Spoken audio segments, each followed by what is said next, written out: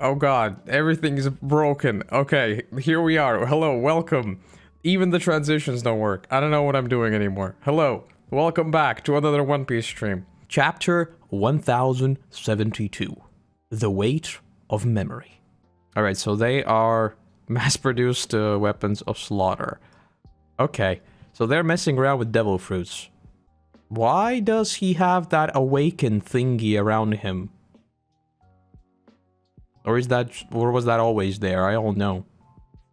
That Caesar's gas is always around him? Ah, okay. Okay, it just had an uncanny resemblance to the awakened circle thingy. Looks like it's on Punk Hazard. It might be, because I think Punk Hazard had those... had the same writing on the towers. I don't know. Whatever the case, let's get into the chapter.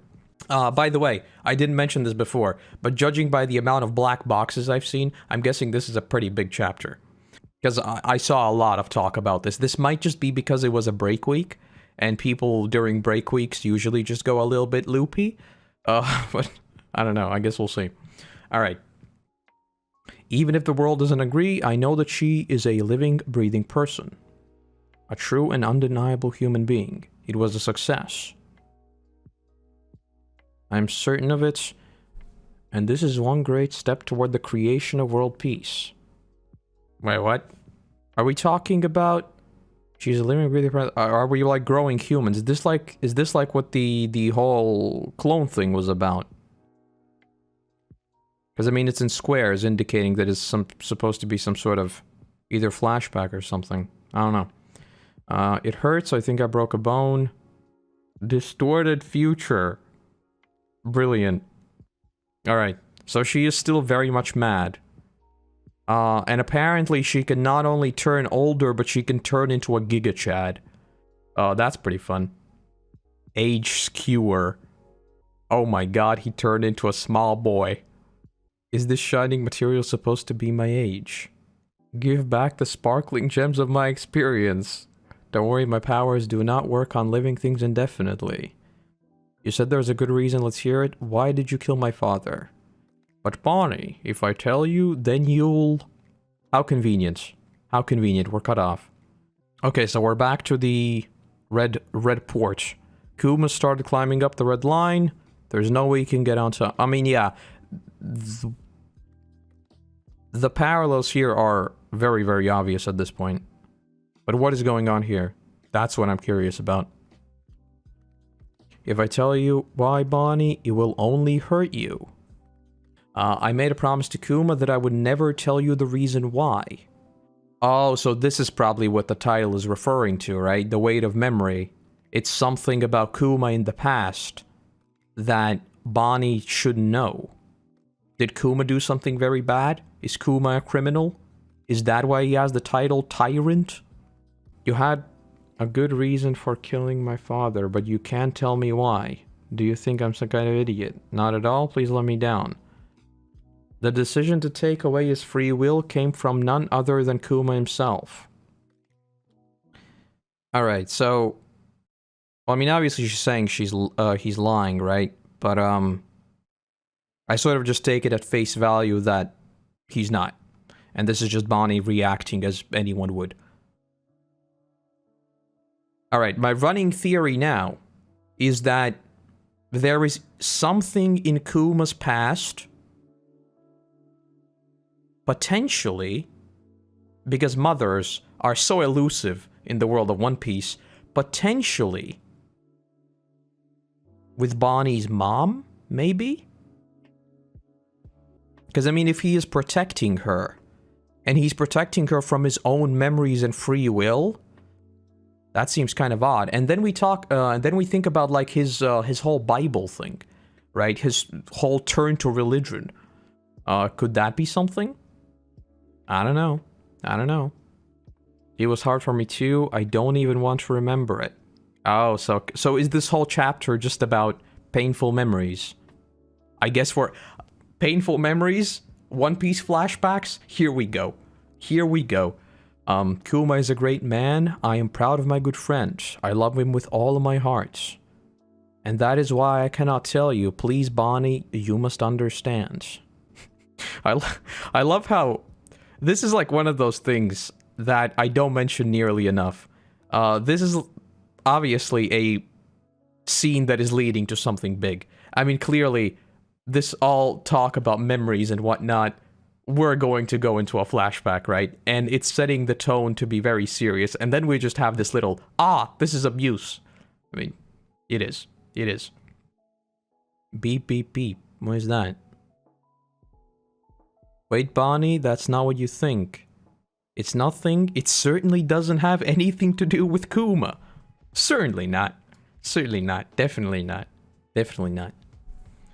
Like hell it doesn't. I mean, it's literally got... You see Vegapunk? See Vegapunk? Let me tell you about this.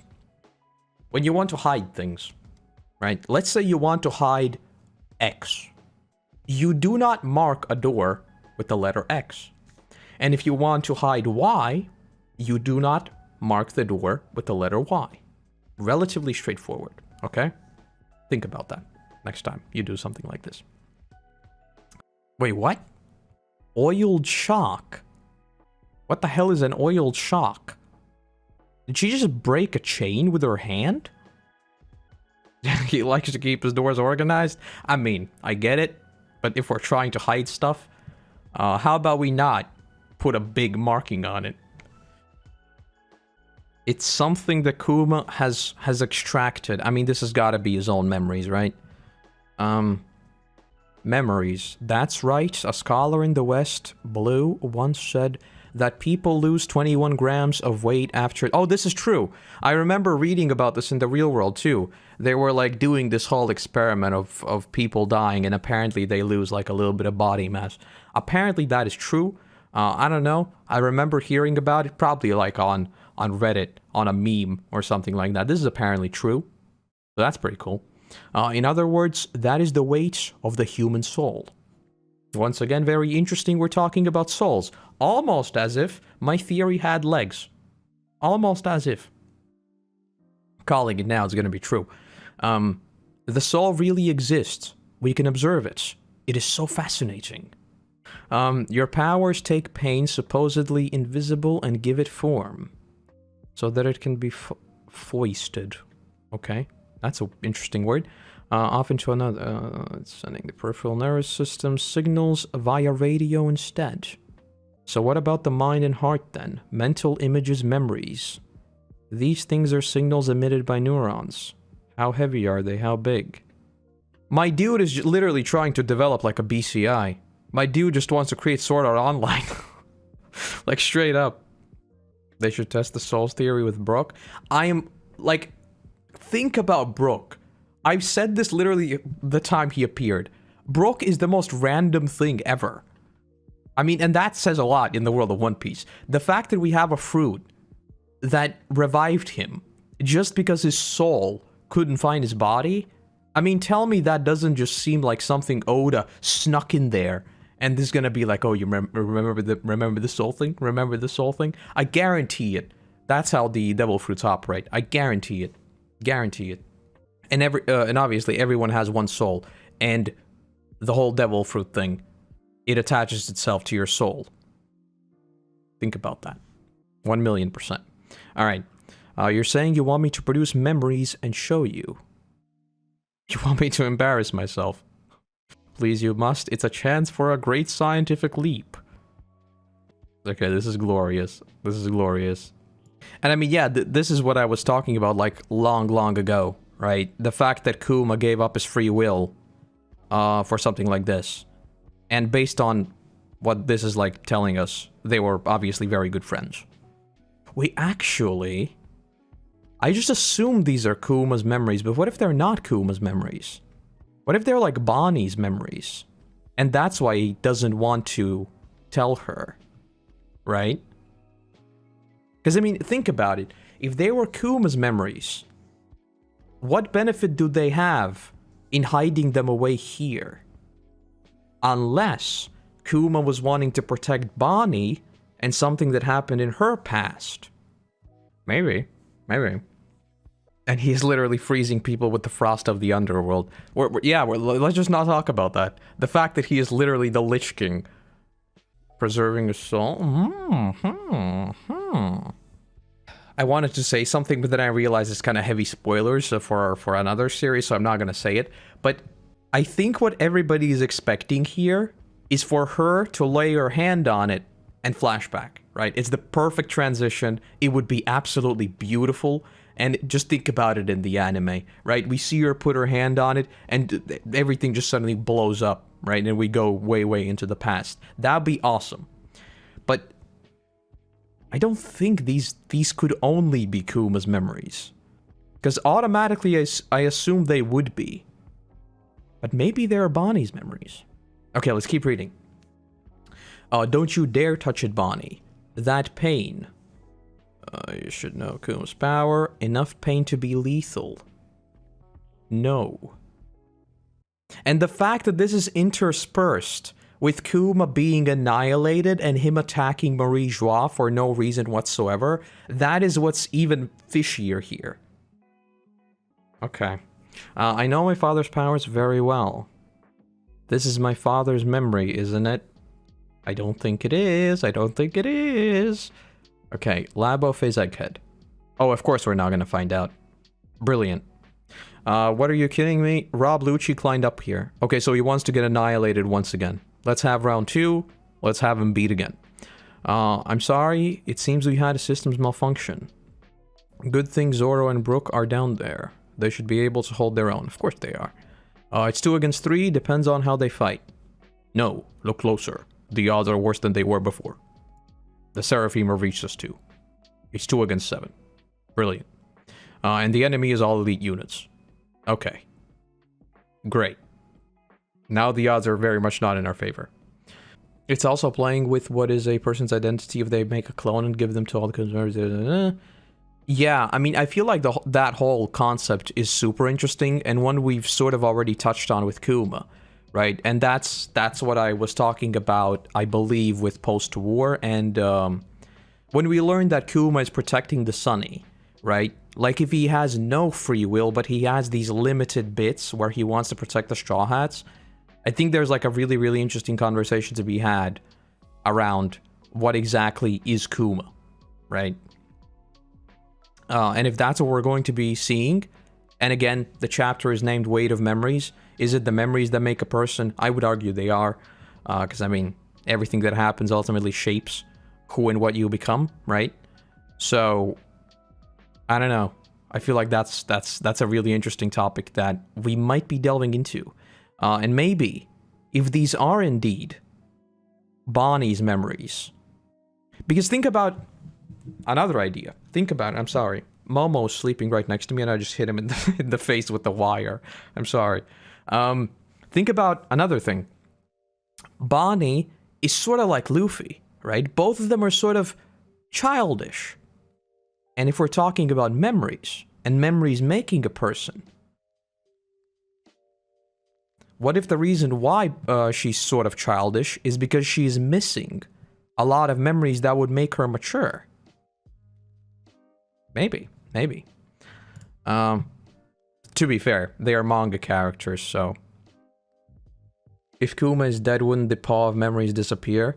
I mean, I feel like that's one of those things that we don't really know, right? Because we haven't really ever seen a power like that and how it works past a user's death. Because technically, it's not them doing anything anymore. It's something that already happened, right? So I don't know. Does that mean the real Kuma lost those memories? Like when he repelled Luffy's pain, Luffy didn't feel it anymore. So if he repelled his own memories, it means he doesn't have them anymore, does he? Yes, that is what I would assume. I would assume that if he repels his own memories, they're gone, right? They're in the bubble. They're like this tangible thing that he expelled. But maybe, because we are talking about like projecting them, maybe the whole thing that Vegapunk does is replicate them, right? So, for instance, let's do it with a book, right, to make it realistic. Let's say I write down all of my memories, and as I write them down, they disappear from my head, right? But then somebody can read it, right? And then they have those memories, and technically they could retell them to me. So if it's something like that, and it's basically like, let's say, Vegapunk absorbs them, and then he just tells Kuma about them, and technically he has those memories again, But obviously they're secondhand account, so it's not really the same. But yes, basically what I'm saying is I do think that repelling them removes them from him. Not all Devil Fruit's powers disappear after death.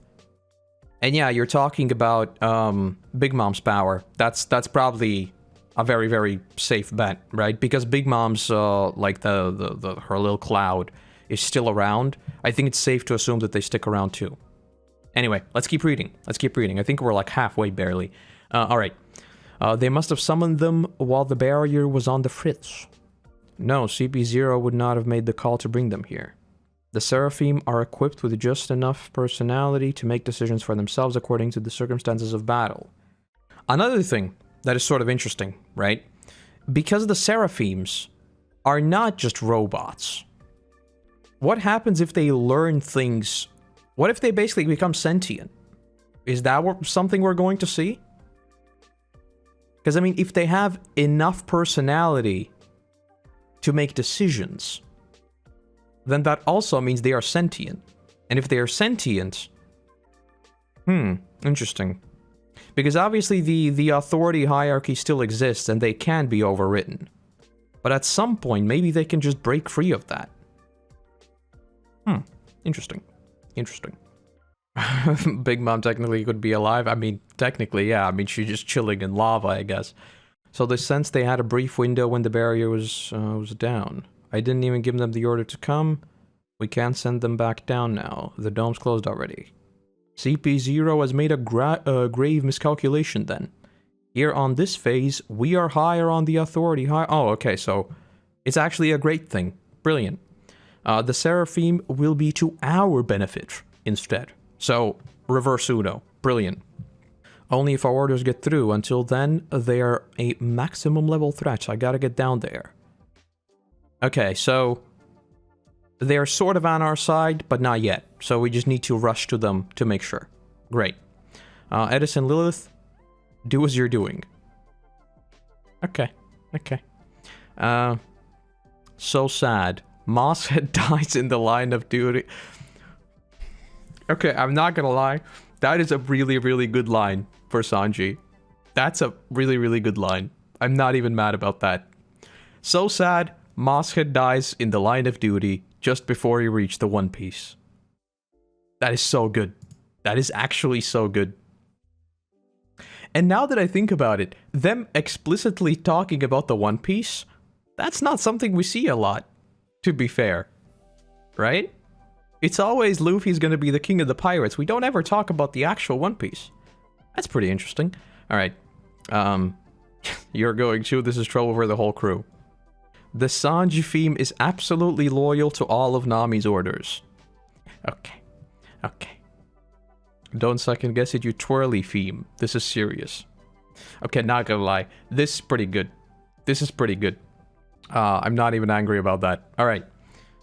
What? Why does he look like that? He's supposed to be a giraffe, but he didn't quite look like that before. Cut him down, though, and he'll be dead like anyone else. Brilliant. Oh my god. Oh, so Kaku's awakened as well. He still looks as weird as ever, though. Nose pistol. I mean, surely they're gonna get destroyed, right? What has me interested, and I might be focusing on the wrong thing here, what I'm more so interested in is why do the swirly things, why are Luffy's like white, but the both of them, they're black? What's up with that? Is it just the rule of cool? It is a mountain, yeah, but I don't think it's supposed to be a mountain here because that makes kind of no sense. I think the Japanese pun makes a lot more sense. It's sort of an all-out battle at this point. They want to destroy the lab. This is bad. Okay.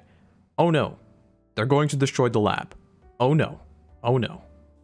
Everything's blowing up. Brilliant. Now that's quite a light show. Go ahead and finish our mission for us. Hold up, what? Stussy is sussy, I called it. What did I do? I only put him to sleep. And now, Lucci, I'll ask you to do the same.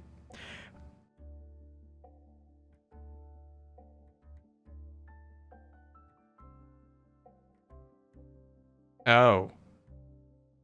Clone of Miss Buckingham Stussy, rocks pirates. Mads clone experiment successful, subject number 1. Stussy. And apparently, she is a goddamn vampire.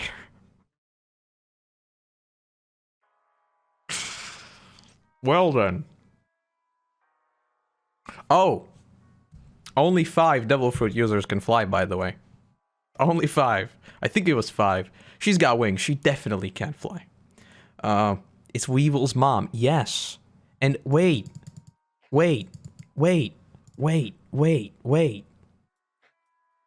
Very first panel. It was their first ever...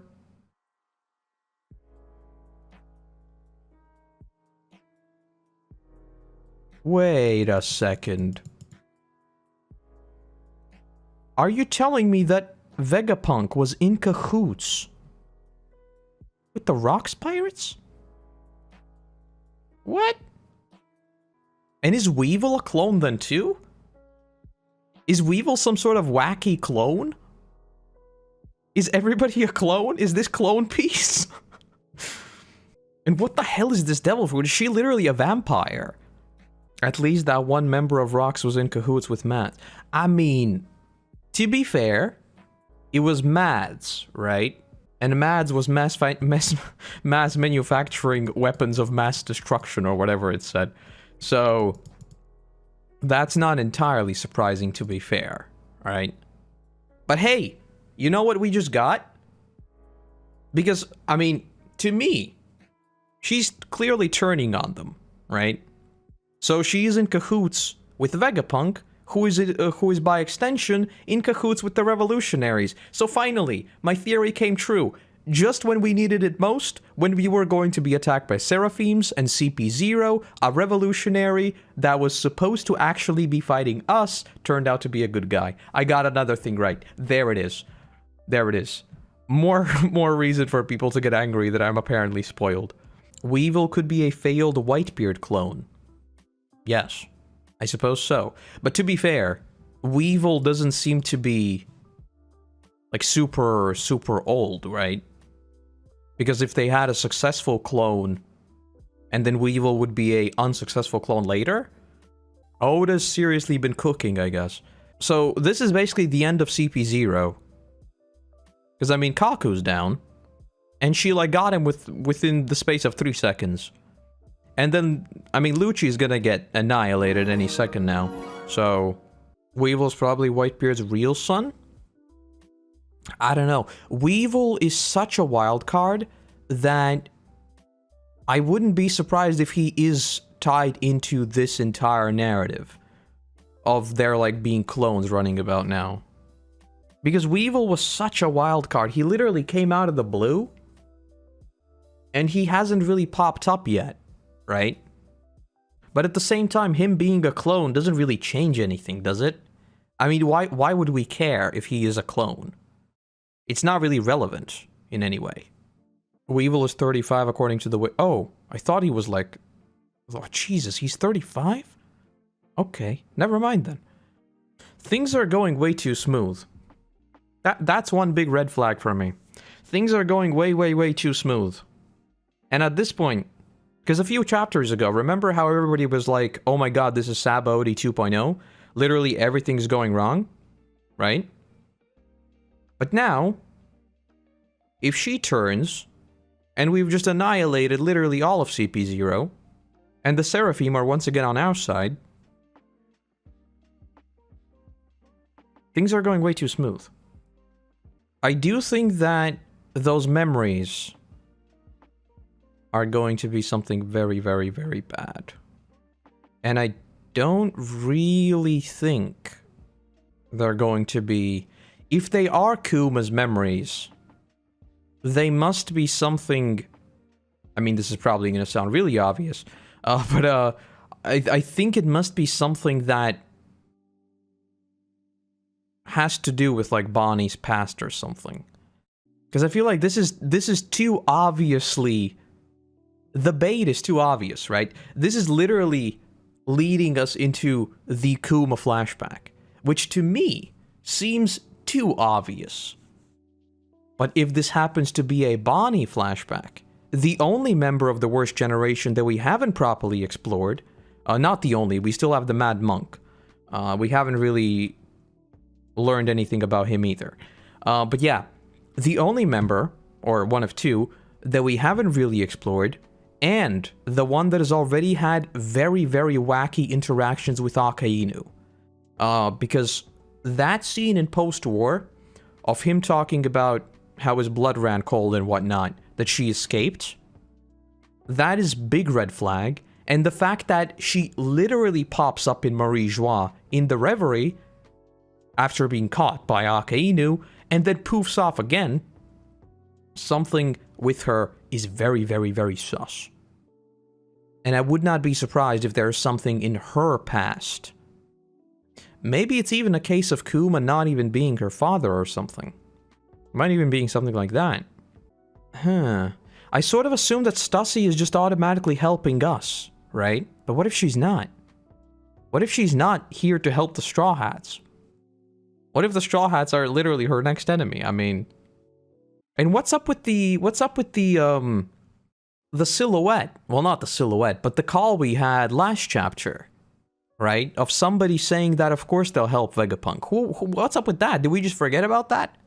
The laboratory is getting blown up. This is about time they would pop up. Oh, this is a good one. This is a really, really good one. Stussy is Sussy. We have Sussy Memories, and we have Sussy Kuma. Okay, assuming that Kuma's powers do in fact stick around, right? Isn't this very conveniently also nudging us to the concept of potentially there being someone else's memories that have stuck around somewhere? I'm trying to do like 5 million IQ plays, right? Because initially, as far as I know, the 7 warlords weren't supposed to exist. So if they're written in at the story, like midway, then technically they shouldn't really be a part of the very, very ending.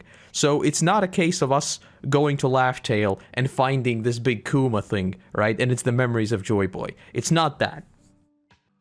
But the fact that we now have the potential of finding someone's memories, now that seems very odd.